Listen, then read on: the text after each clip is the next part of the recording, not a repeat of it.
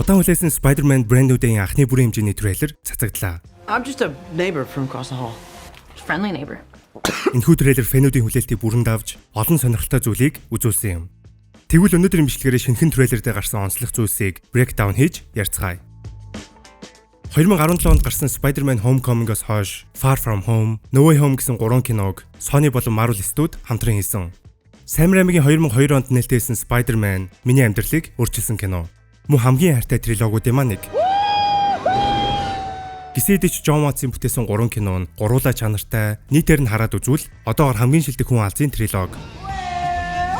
Тэгвэл Brand New Day гарснаар бид трилог бус quadrilogy гэж ярьдаг болох нэ. Магадгүй Beyond the Spider-Verse нээлттэйсний дараа Spider-Verse-ийг хамгийн шилдэг трилогч гэж ярихыг үгүйсэхгүй. Wait, you miss me? Sure. Ямар ч тач энэхүү кино Avengers Doomsday өмнө гарах хамгийн сүүлийн MCU кино болж байна. Doomsday дээрх multiverse хэмжээний том тулаанаас өмнө халаалт тулгаж, хайртай дүрийнхээ илүү хөрсөн дээр буусан шинэ хөлбрийг ямар тач бид энэ зун үзэхнэ. Тус киног ижил нэрт комик болох Brand New Day зохиолоос санаа авсан. Civil War event-ийн үеэр хүн алз бага тайлан дэлхийд даяараа Peter Parker-ыг хүн алз гэдгийг мэдэж авдаг. Үүний дараа 2007 онд One More Day storyline дээр өөрийгөө илчилсэн Peter долгон аюулд нүрлэж, авга эгч May үхлийн ирмэгт ирдэг. Харин Peter авга эгч May-ийг аврахын тулд эцсийн арга буюу Mephisto-той тохиролцдог. Mephisto авга эгч May-ийг амьдруулж, хариуд нь Peter-ийн хайр сэтгэл, аз жаргалыг үгүй хийж, түүгээр нь хооллохыг хүссэн. Өөрөөр бол Peter Parker, Mary Jane Watson хоёрын гэрэлтийг хариуд нь нэгсэн гэсэн үг. Ингэснээр Peter, Mary Jane хоёрын гэрэлэлт бодит байдлаас бүр мөсөн арчигдаж, авга эгч May амьд үлдэж, хүн алзвал Peter Parker гэдэг дурсамж бүр мөсөн арчигдсан юм. Гэхдээ цаашаага Mephisto-гийн өөр төлөвлөгөөнүүд ил болдог ч гэлээ хит далих гээд байгаа учраас ингээд орхиё. Энэхүү storyline-ийн араас Brand New Day эхэлдэг бөгөөд эргээд бидний сайн мэдэх гудамжны төвшний, ганцаардсан, туйлдсан, бүтлгүү нэгэн болж амьдралаа цоошиноор эхлүүлж буй Peter Parker буюу хүн алз гардаг. Яг үүнтэй адил No Way Home-ийн төгсгөлд Doctor Strange Peter-ийн нууцыг мартуулах шийд ашиглан дэлхий дээрх бүх хүмүүс бүр Ned, MJ хүртэл түүнийг мартсан. Brand New Day кинон дээр яг л комиктойгоо адил Secret Identity-гаа эргүүлэн авсан ч хайр сэтгэл, аз жаргалаа золиосуулгасан ганцаардмал хүн алзын шинэ амьдралыг бид үзэх юм. Ер нь тийм хөлбөртөнд дургүй Spidey fan гэж хаана байх вэ? Нэмээд эхний 2 анги дээр ахлах сургуулийн сурагч Peter маань Tony Stark-аас бүрэн хамааралтай байсан бол 3 дахь кинон дээр анх удаа түнгүүгээр бүхнийг давж, нэмээд авга эгч May-ийг алдан, агуу их хүч чадлыг даган, агуу их үүрэг хариуцлага ирдэг гэдгийг ухаарсан. Тиймээс энэ удаад ганцаараач гэлээ илүү мачур болсон Peter гарах нь гарцаагүй. No Way Home-ийн үйл явдал Marvel Cinematic ертөнцөд 2024 онд болсон. Үүнийг авга эгч May-ийн булсан дээрх чулуунаас харж болно. Тэгэхээр Brand New Day дээрх үйл явдал үүнээс дор хаяж 2-4 жил өнгөрсөн гэж тооцож болно. Трейлерын хувьд мэдээж Peter маань шинэ амьдралаа эхлүүлээд их сургуульд сурангаа, нөхөрсөг хөршгүүн алзын ажлаа хийгээд ямар их завгүй, ядарч туйлдсан байгааг харуулсан. Зарим эсгүүд нь флашбэкч байх боломжтой. Үүний нэг жишээ бол алдартай комик cover-уудад хүндэтгэл үзүүлсэн шоудууд. Эхлээд мэдээж хамгийн iconic cover болох хүн алз анх удаа гарч ирсэн Amazing Fantasy 15 дээр хүн аварч буй хэсэг, The Amazing Spider-Man issue 345-ын Boomerang-тай тулдаж буй хэсэг, Spectacular Spider-Man issue 1 дээрх Tarantula-тай тулдаж буй хэсэг, мөн The Hand-тай тулдаж байгаа хэсэг гэх мэт. Хамгийн Homecoming дээр TC-гээд амжсан Scorpion ч бас иргэн ирж байгаа харагдсан. Өмсгөлийн хувьд яг л Vulture, Shocker наригтай адил хэцэлтэй байсан. The Hand-ийн хувьд Daredevil, Punisher гэх мэт дүрүүдтэй шууд холбоотой гэдгийг манайхан мэдэж байгаа. Daredevil буюу Matt Murdock маань аль хэдийнэ No Way Home дээр гарчихсан. Харин энэ удаад Punisher Brand New Day дээр орж ирж байна. Punisher цувралыг үзсэн хүмүүс түүнийг ямар их хараал урсгадгийг мэднэ. Харин Brand New Day-ийн хувьд PG-13 насны ангилалтай учраас нэмээд Disney л усан хойно хүн алзын киногоо family friendly байх нь гарцаагүй. Тэгвэл Punisher хараалаа яг гүйцэхээс өмнө Spidey амийг нь таглаж байгаа нь бас нэг хүчилтэй хэсэг. Харин Brand New Day киноны үйл явдлын хувьд Daredevil Born-ийн цувралын дараа өрнөж байгаа. Тэгэхээр Wilson Fisk маань хаана юу хийж байгаа гэдэг бас сонирхолтой. Мөн Daredevil кинон дээр гарч магадгүй гэсэн таамагийг фэнүүд гаргаад байгаа. Гэсэн ч жүжигчин Charlie Cox үүнийг нь ницаасан байлаа.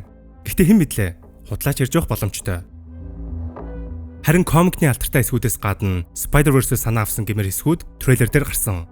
Across the Spider-Verse дээрх Miles Gwen хоёрын доош харсан байдалтай суудаг хэсгийг Peter маань ганцаараа гүнэглэж байгаагаар дүрсэлсэн. Үүний дараа Devres унаж байгаа нь Into the Spider-Verse дээр Miles Spider-Man гэдгийг хүлээн зөвшөөрөөд ундаг хэсэгтээ маш тустай харагдсан. Гэтэ Miles-ийн илүү баатарлаг хүчтэй мэдрэмж өгдөг бол Peter-ийн илүү гонигтай байгаа нь харагдана.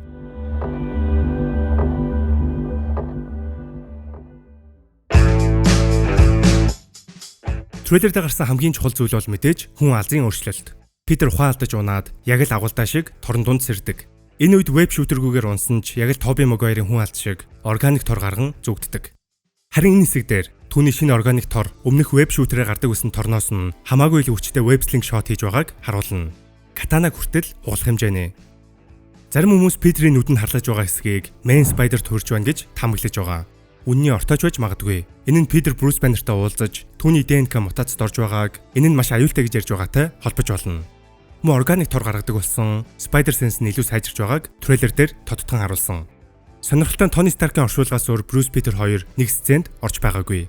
Гэхдээ оршуулган дээр Брюс өөрөө биш, Халкийн биеийг удирдах байсныг санах хэрэгтэй. Тэгэхээр яг л комик дээр гардаг шиг Брюс түүнийг танихгүй ч Халк таних боломжтой. Тийм ч учраас Брюс түүнээс нэрийг нь дахин лавлан асууж буй эсхийг оруулсан байх. Харин тэр хоёрын их сургууль дуулж буй хэсэг дээр Питер ESU гэсэн хүүдийн өмссөнг харж болно. Энэ нь Empire State University буюу бараг л Marvel-ийн NYU. Мөн Брюс Баннер She-Hulk зураг дээр гарсан Халкийг удирдах боломжтой төхөөрөмж бугуунтай зүйлснийг харж болно. Харин Брюсийн оюутнуудад зааж буй хичээл нь квант физиктэй холбоотойг самбраас арах боломжтой. Квант физикийн тусламжтайгаар цаг хугацаа, орон зай, бүр зэрэглэлийн ертөнцөөрч ажиллаж болохыг Avengers Endgame, Loki цуврал, Ant-Man and the Wasp Quantumania гэх мэт бүтээлүүд дээр үзсэн. Энэ нь шинэ жил гарах Doomsday кинонд маш чухал үргийг гүйцэтгэх нь гарцаагүй. Тэгвэл трейлер дээр аалзнууд амьдралын 3 мөчлөгтэй, тэрхүү мөчлөг хооронд аалзнууд аюулд өртөмтгий болдог гэж хүрнсэн. Spiders have 3 life cycles. Энэхүү 3 мөчлөгийн хамгийн ихэнд эг буюу өндгөн үе орно. Энэ нь аалзны хамгийн эмзэг үе бөгөөд ээж аалзан торон бүрхүүл дотор өндгөө хамгаалдаг. Үүний дараа Spiderling буюу залуу аалзны үе. Энэ үед бие жижиг залуу аалзнууд өсөж торнож, хорвоо дэлхийд бэлтгэдэж эхэлдэг. Харин хамгийн сүүлд нь adult буюу нас бий гүйцэн аалз болох мөчлөг. Homecoming дээр хүн аалз маань цоо шинээрээ Тони Старкийн хараа хамгаалтанд ор байдаг. Энэ нь түүний эг мөчлөг байх боломжтой. Харин Far From Home дээр арай илүү туршлагатайж, бас л түүхийгээрээ байгаа гэдгийг мөн адил харуулдаг. Энэ үеэр хүн аалз маань Spider-Sense бүрэн ашиглаж сурдаг шүү дээ. Тэгвэл магадгүй No Way Home-ийн хүнд үйл явдлын дараа Brand New Day кинон дээр хүн аалз маань нас бий төрсэн аалз болон хөрч байх боломжтой. Хүн аалз талаасаач тэр, бие хүн талаасаач мөн адил. Харин фэнүүд үүнийг нүдэнд харлаж буй хэсэгтэй холбож, мутацид орон Main Spider шиг болж байна гэж таамаглаж байгаа. Гэхдээ би л бүрэн хөрөлд орно гэж бодохгүй байна. Учир нь энэхүү аалзны мөчлөг гэх санааг 2005 оны Friendly Neighborhood Spider-Man Comics-оос санаа авсан байх боломжтой. Энэхүү зохиол дээр Питерийн хүч суларч, бие нь өөрчлөгдөд байгааг мэдэрч, Reed Richards, Bruce Banner, Tony Stark гээд хамгийн гоц ухаантнуудад үзүүлсэн ч аль нь ч хариулт олж чадахгүй, бүгд л түүнийг удахгүй өхнө гэж таамагладаг. Ингэхдээ Wakanda хүртэл очиж хариулт ирдэг. Энэ нь цаашлаад аалзан бурхан, аалзны тотем гэх мэт нарийн зүйлтэй холбогддог. Харин энэ үеэр Питер маань яг л трейлер дээр гарсан шиг нүдэнд харлаж, Main Spider шиг аимшигтай хөрөлд оронгоо алддаг хэсэг бий. Гэхдээ бүрэн хөврөлгүй буцаад хэвэндээ ордог. Эсвэргээрээ эцсийн дүнд яг л трейлер дээр гарсан шиг яг л торон бүрхүүлээс агуулдаа ирвэхэ болон гардагтай адил илүү хүчрхэг болсон байдаг. Тор нь хүртэл органикаар гардаг. Тэгэхээр ер нь агуулгын хувьд төстэй байгааз.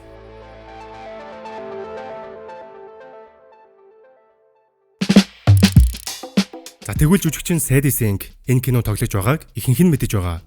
Хамгийн анх зарлагдахад нь Mary Jane, Gwen, Jean Grey, Shatra гэд маш олон тамгууд явж байсан. Гэхдээ энэхүү трейлерээр залуухан Jean Grey гэдэг тамгийг улам илүү баталсан гэж харж байна. Яг гэвэл трейлер дээр нэгэн нууцлаг телепат чадвар гарсан. Jean Grey-ийн гол чадвар телепат шүү дээ. Jean ямар нэгэн байдлаар баригдсан хоригдсон байдалтай байгааг энэ хэсгээс харж болно. Энэ нь MCU-д байгаа Damage Control гэх байгууллагатай холбоотой юу? Punisher үүнд бас ямар оролцоотой байх зэрэг нь нууцлаг хэвээр байна. Учир нь Severance цувралын манай Milchigt тоглодог Tremel Tillman гэх жүжигчин Damage Control-ийн удирдах албан тушаалтанд тоглож байгаа гэсэн тамга бий. Харин Damage Control-оос хүч чадлаа бүрэн удирдах сураагүй байгаа мутант Jean Grey-г барьсан байх боломжтой.